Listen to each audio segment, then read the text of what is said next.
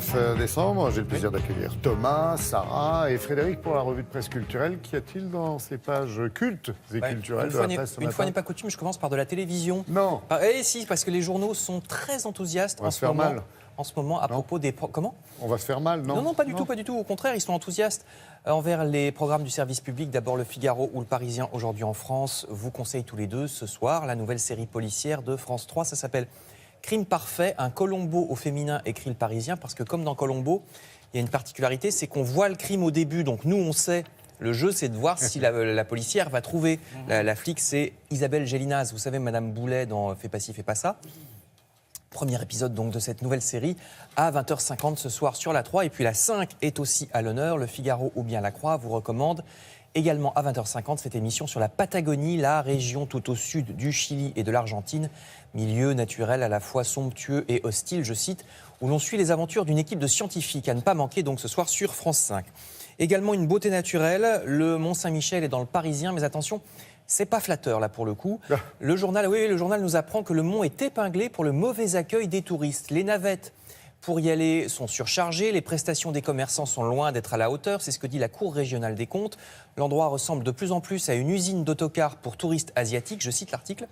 Et si vous avez déjà mangé au Mont-Saint-Michel, vous savez qu'une simple omelette peut atteindre le prix du caviar. Alors les autorités régionales appellent les commerçants du Mont à se reprendre. Et le pire... Ce sont des œufs, hein. Oui, c'est des œufs aussi, c'est des œufs aussi dans les deux cas, c'est vrai.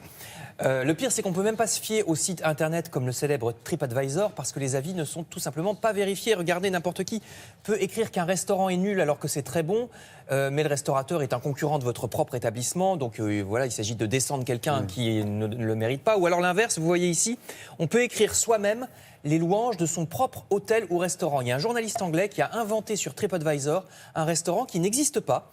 Nous dit cet article de westfrance.fr. 6 mois plus tard, l'annonce n'avait toujours pas été vérifiée par le site. Et à force de commentaires élogieux écrits par ses copains, le journaliste a réussi à faire obtenir la meilleure note de tout Londres. Ouais, on en a parlé avec Isabelle Martinet maintenant. Il y a quand même des règles pour éviter ce genre de choses, mais c'est quand même dingue. On assiste à des abus. Oui. Moi, j'ai mangé récemment à Vichy dans une pâtisserie qui a des commentaires épouvantables alors que c'est délicieux. Bien le sûr. type m'a dit oui, je sais qui c'est. C'est bon à Vichy. Alors, ne croyons pas n'importe quoi, que ce soit sur Internet ou bien à la télé, d'ailleurs, puisque depuis aujourd'hui, la chaîne russe RT, vous le savez, émet en français, nous dit Le Parisien, chaîne de télé qui est aux ordres du Kremlin. Hein, on ne va pas le dire par quatre chemins. Faut le savoir, si vous regardez RT, vous regardez les informations officielles de Moscou, nous rappellent Les Échos ou Le Parisien. Alors, le pape s'y met aussi, pas à Moscou, hein, le Vatican vient de lancer, regardez, ce tout nouveau site Internet qui s'appelle vaticannews.va. Puisque le Vatican a son extension Internet. Ça rassemble toutes les infos sur l'Église, c'est un portail en plusieurs langues, dont le français. Je termine bien loin de l'actualité avec cette belle exposition au musée d'art de Nantes. Regardez, exposition sur Nicolas Régnier, peintre du XVIIe, proche du Caravage. C'est à voir jusqu'au 11 mars, nous dit Le Figaro. Et puis, je voulais terminer par ce dessin dans la croix qui parle des livres. Ta vie est écrite entre les lignes des livres que tu liras. C'est vrai pour les livres, mais finalement aussi pour toute la culture. On est les livres qu'on décide de lire, les tableaux ou les films qu'on décide de voir. Ça s'appelle tout simplement la culture. Joli dessin et jolie maxime dans la croix. Merci beaucoup, Frédéric.